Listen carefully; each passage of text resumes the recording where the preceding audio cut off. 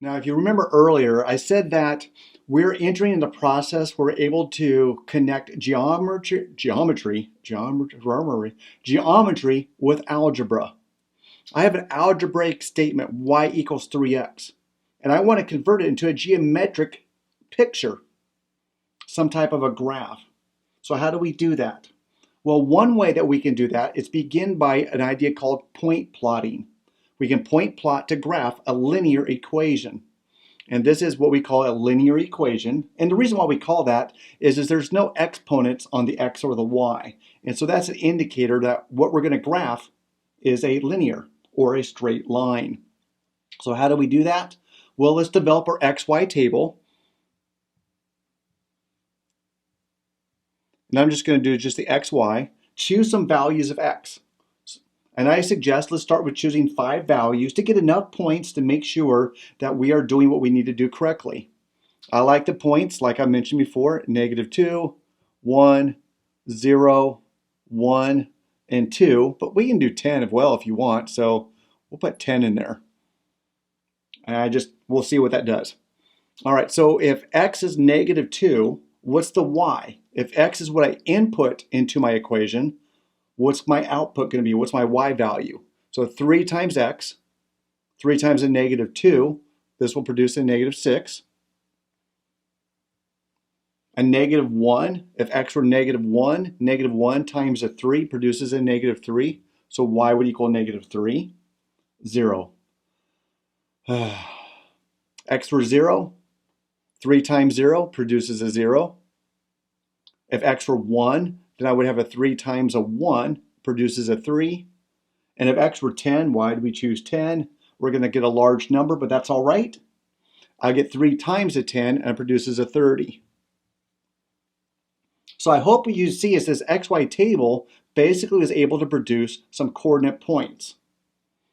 So it produces a point -2 and -6, -1, -3, 0 and 0, 1 and 3, and then 10 and 30. So what does that allow us to do? Well, we've already discovered that if I have some coordinate points, I'm able to go ahead and map those on some type of a Cartesian coordinate grid. So let's just go ahead and draw basic intersection of two axes. Do you remember what the horizontal axis was called? That's your x-axis. The vertical one was your y-axis. And then I'm just going to put some tick marks on it just to kind of give me some perspective. So 1, 2, 3, 4, 5, 6, 7.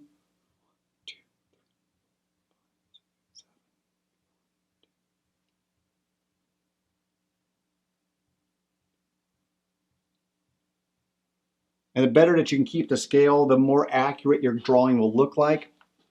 Now let's map some points. One point is -2 and -6. So that's backwards 2 and down 6.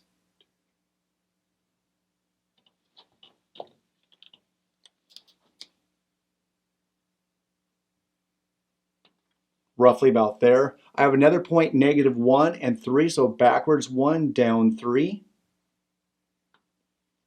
0, 0. 1 over 1 and up 3. And over 10 and up 30, somewhere way up there.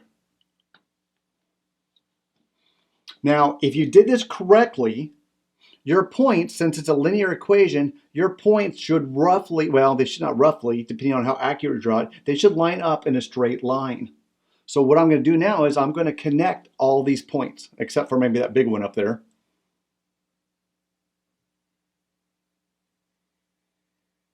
And I can see that each of those points line up on that line. Since it's a line, I'm going to put a little bit of arrow marks on it, because that communicates to me that this line continues out in both directions forever far.